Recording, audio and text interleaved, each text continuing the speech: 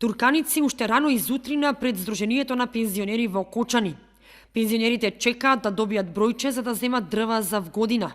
Најголем број од нив не начекаа упис за огревно дрво, а турканиците и револтираноста меѓу пензионерите се вжештија до степен да мораше да интервенира и кочанската полиција.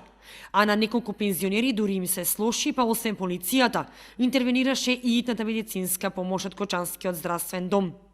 Пред камерите на Канал 8 пензионерите се пожалија на манипулативност од страна на Сдруженијето минатата година, како и на селективно делење на бројчиња. Лани беа изиграни. Пензионерите лани беа изиграни да мора по 3.500 да купат дрва.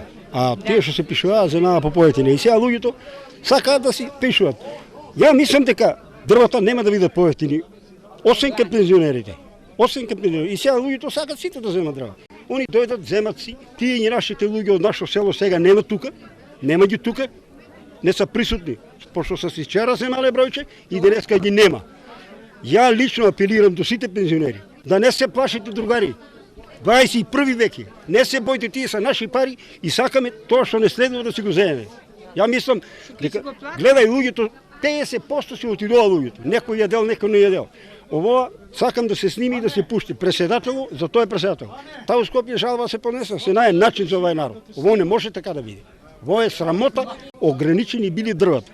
Ако се ограничени тие дрва, има планини Македонија, има дрва за извоз за Куманово, а нема за нас пензионерите. Како тоа? Лани нашите дрва отидоа во Куманово за Косово. Тоа сите знаат луѓе. Речеа дека немало доволно дрва и само за тоа сега се прави само селекција кој да запише, кој да не запише. Лично тоа е проблемот. Ја не се плашам, оти знам дека моето право го тражам. Ама овај народ, снимајте го сите, гледајте дека тука стои само работнички и измачен народ. Нема друг. Треба да направат список прва 3 дења да знаеме кој кога да дојме, што да правиме. Тројца ги однесува со брза помош. Некој не води рачун од нас, тоа е. 20 се бутаме тука со снава, ама ништо не можеме да направиме тоа.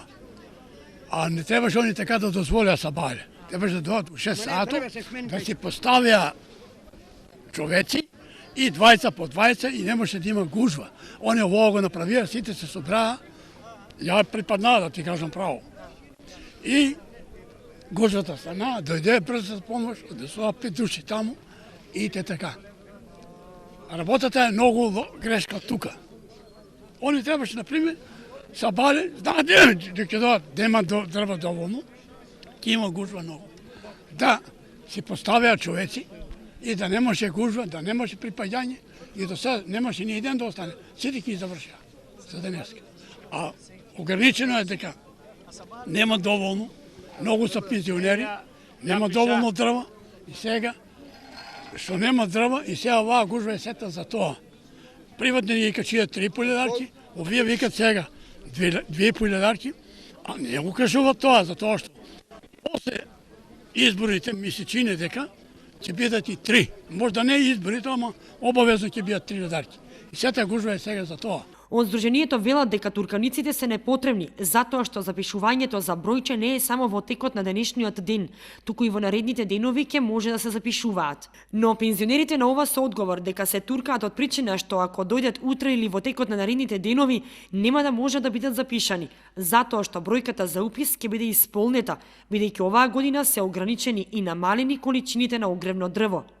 Во моментов кога камерата на Канал 8 ги регистрираше турканиците во просториите на Сдруженијето на пензионери, председателот Ѓорги Серафимов го немаше, а во текот на целиот ден не беше достапен на телефон, така што информација од него не можевме да добиеме.